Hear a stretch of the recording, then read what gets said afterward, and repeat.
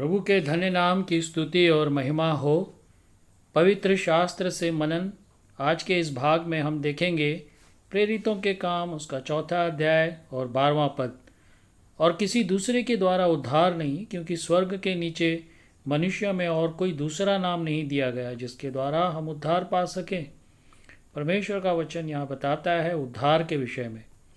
आज मनुष्य की, हर एक व्यक्ति की सबसे जो मुख्य आवश्यकता है वो रोटी कपड़ा मकान तो है ही, परंतु मुख्य आज्ञा जो है, जो आवश्यकता जो है वो है उद्धार। और इस ओर हम बहुत ही कम ध्यान देते हैं। जो हमारी मूल आवश्यकता है वो यही है कि हमें उद्धार मिले, पापों की क्षमा मिले।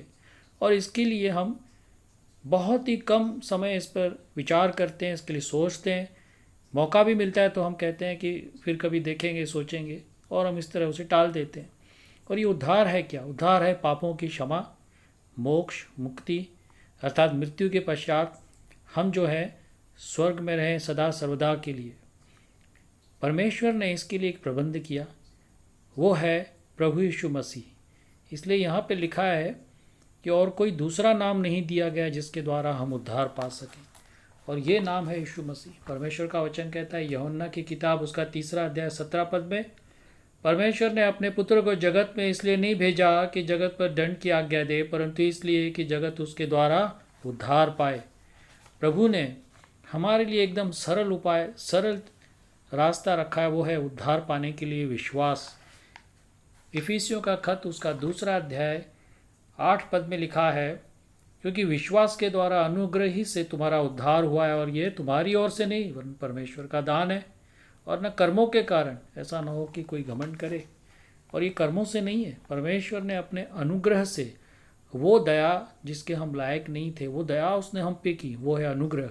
और अनुग्रह के द्वारा ही वो हमें उद्धार देता है, पर विश्वास के द्वारा। विश्वास जब हम करते हैं उसके ऊपर कि उसने जो हमारे लिए सलीब पर बलिदान दिया अपना, वो हमारे पाप के लिए, पाप क्षमा के लिए दिया है।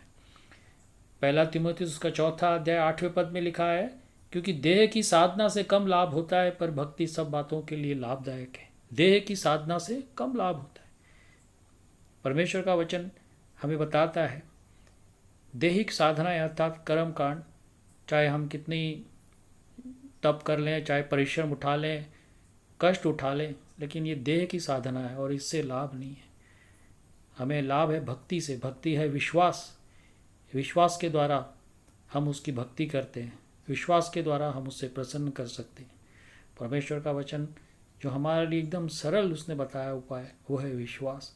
एक मृत्युशैया पे पड़ा हुआ व्यक्ति भी प्रभु यीशु मसीह पे विश्वास कर ले तो उसे पापों की क्षमा मिल जाएगी और वो अनंत काल के जीवन में प्रवेश कर जाएगा। परंतु देह की साधना करने वाला व्यक्ति नहीं कर सकता। यदि कोई बीमारी के बिस्तर पे तो क्या वो जा सकता है कोई परिश्रम करने, कोई देह की साधना, कोई कर्म कांड करने? नहीं कर सकता। पर हाँ, एक काम वो कर सकता है, वहाँ पड़े पड़े यीशु मसीह पे विश्वास करके उद्धार पा सकता है। प्रभु आज के इस नए दिन में हम सब की सहायता करे। आमीन।